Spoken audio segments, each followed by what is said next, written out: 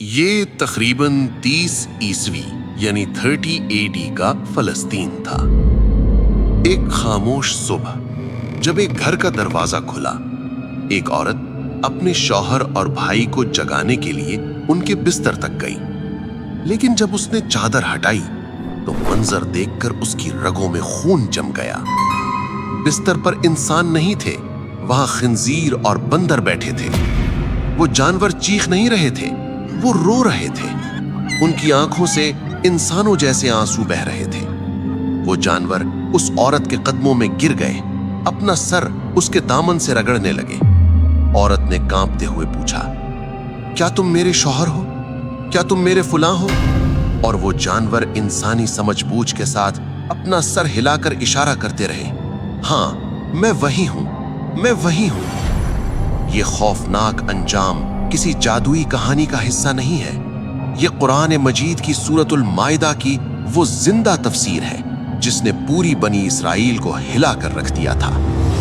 آج ہم تاریخ کے اس ورق کو پلٹیں گے جب انسانوں نے جنت کا کھانا کھایا اور پھر ناشکری کی قیمت اپنی انسانیت کھو کر ادا کی۔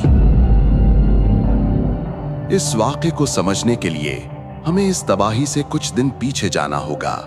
یہ حضرت عیسیٰ علیہ السلام کا دور تھا، وہ نبی جنہیں اللہ نے روح پھونک کر پیدا کیا، جو مردوں کو زندہ کرتے اور مٹی کے پرندوں میں جان ڈالتے تھے۔ آپ کے ساتھی جنہیں حواری یعنی ڈسائپلز کہا جاتا ہے، وہ مچھیرے اور مزدور تھے، نہ ان کے پاس گھر تھے نہ مال۔ وہ کئی دن تک صحراؤں میں بھوکے پیاسے سفر کرتے تھے۔ ایک دن بھوک نے ان کے صبر کا پیمانہ لبریز کر دیا۔ ان کے دلوں میں ایک خواہش جاگی، ایک ایسی خواہش جو بظاہر ناممکن تھی۔ وہ حضرت عیسیٰ علیہ السلام کے پاس آئے اور ایک ایسا سوال کیا جس میں ایمان اور شک دونوں کی آمیزش تھی۔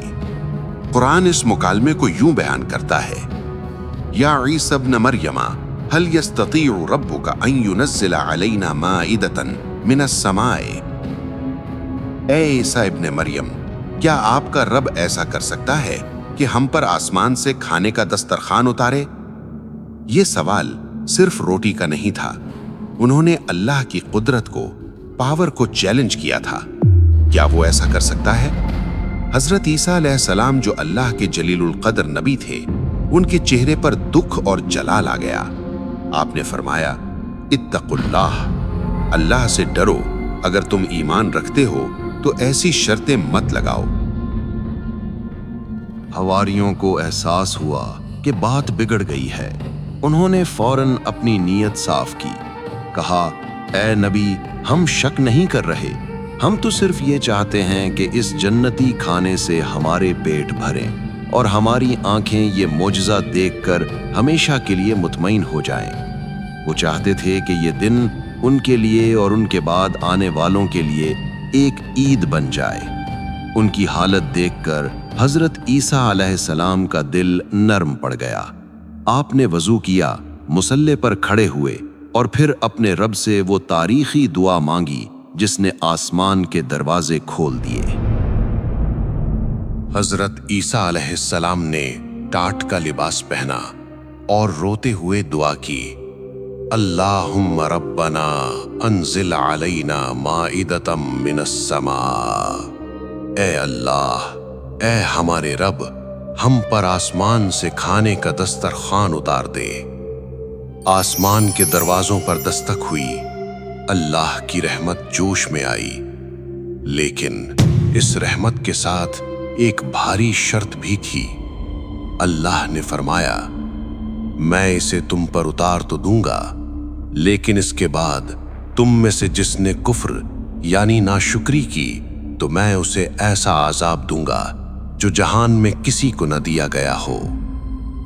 یہ ایک حتمی تنبیہ تھی، معجزہ جتنا بڑا ہوتا ہے اس کی ذمہ داری اتنی ہی بھاری ہوتی ہے۔ دعا قبول ہوئی۔ اچانک لوگوں نے دیکھا کہ آسمان پر ایک سرخ بادل یعنی ریڈ کلاؤڈ نمودار ہوا۔ وہ بادل سورج سے زیادہ روشن تھا اور اس میں سے خوشبو کی لہریں آ رہی تھیں۔ वो आहिस्ता आहिस्ता नीचे उतरा।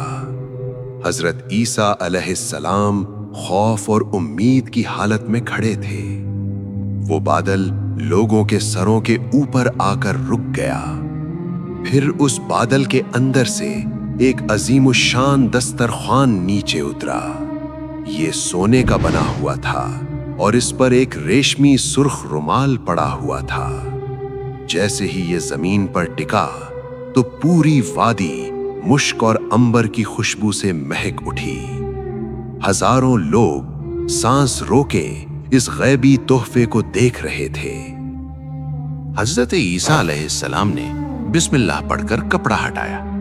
मंजर ऐसा था कि आंखें दंग रह गईं। तफसीर इब्ने कसीर और दीगर रिवायात में आता है कि वहां एक बहुत बड़ी भुनी हुई मछली यानी रोस्टेड फिश रखी थी, जिससे अभी तक तेल टपक रहा था, जैसे वो अभी अभी पक कर आई हो। इस मछली के न कांटे थे और न छिलके। इसके सर की तरफ नमक और दुम की तरफ सिरका रखा था। इसके इर्द गिर्द 5 रोटियां थीं और इन रोटियों पर जैतून, शहद, पनीर और अनार सजे हुए थे। ये वो फल थे जो उस मौसम के नहीं थे, बल्कि जन्नत के बागों से आए थे।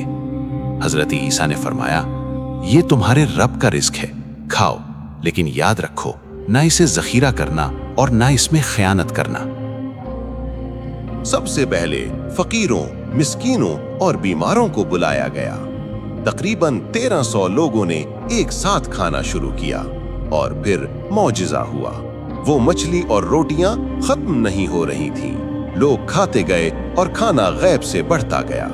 सिर्फ पेट नहीं भरे बल्कि तकबीरें बदल गईं। रिवायात कहती हैं, जिस अंधे यानी ब्लाइंड ने वो खाना खाया उसकी बीनाई वापस आ गई। जिस कोढ़ी यानी लेपर ने खाया उसकी जिल्द साफ हो गई। जो गरीब था वो शाम तक गनी हो गया। ये अल्लाह की रहमत का खुला मुजाहिरा था। लेकिन अफसोस, इंसान की लालच कभी नहीं भरती। दिन ढलने लगा तो मुनाफिकीन के दिलों में शैतान ने वसवसा डाला। वो लोग जिन्होंने अपनी आंखों से मोजज़ा देखा था, अब सरगोशियां करने लगे। उन्होंने कहा, ये सब जादू है, ये खाना हमेशा नहीं रहेगा, ये तो अभी गायब हो जाएगा। हालांकि अल्लाह के नबी ने मना किया था कि इस खाने को कल के लिए बचाकर मत रखना, क्योंकि जो राज़िक आज दे रहा है वो कल भी देगा। लेकिन उनका तवक्कुल कमजोर पड़ गया। उन्होंने अल्लाह के हुक्म को तोड़ दिया। जब अंधेरा छाया तो लोगों ने चुपके से मछली के टुकड़े और फल अपनी जेबों और थैलों में भरना शुरू कर दिए। वो समझ रहे थे कि वो अक्लमंद हैं। वो अपने घरों में गए और वो चोरी शुदा खाना अपने बिस्तरों और संदूकों में छुपा दिया। लेकिन अल्लाह के नबी का फरमान सच साबित हुआ। सुबह होने से पहले ही वो छुपाया हुआ खाना सड़ गया। इसमें से बदबू आने लगी, कीड़े पड़ गए। ये उनके दिलों की गंदगी थी जो खाने पर जाहिर हो गई थी। और फिर वो सुबह आई जिसका जिक्र हमने शुरू में किया था। जब वो लोग नींद से बेदार हुए तो उनकी शक्लें बदल चुकी थीं। जिन्होंने सिर्फ लालच की थी उनके चेहरे बिगड़ गए थे, और जिन्होंने मौजज़े का इनकार किया था वो मुकम्मल तौर पर खिंजीर और बंदर, स्वाइन एंड मंकीज बन चुके थे। रिवायात के मुताबिक तकरीबन 300 से ज्यादा लोग इस अजाब का शिकार हुए।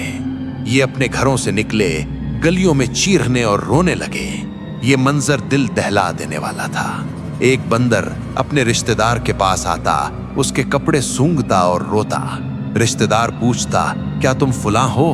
तो वो सर हिलाकर इशारा करता, हाँ मैं वही हूं। लेकिन अब उसकी जबान बंद हो चुकी थी, तौबा का दरवाजा बंद हो चुका था। ये मुसख शुदा लोग 3 दिन से ज्यादा जिंदा नहीं रहे। ना इन्होंने कुछ खाया ना पिया। 3 दिन के अंदर वो सब के सब तड़प तड़प कर हलाक हो गए और जमीन उन्हें निगल गई।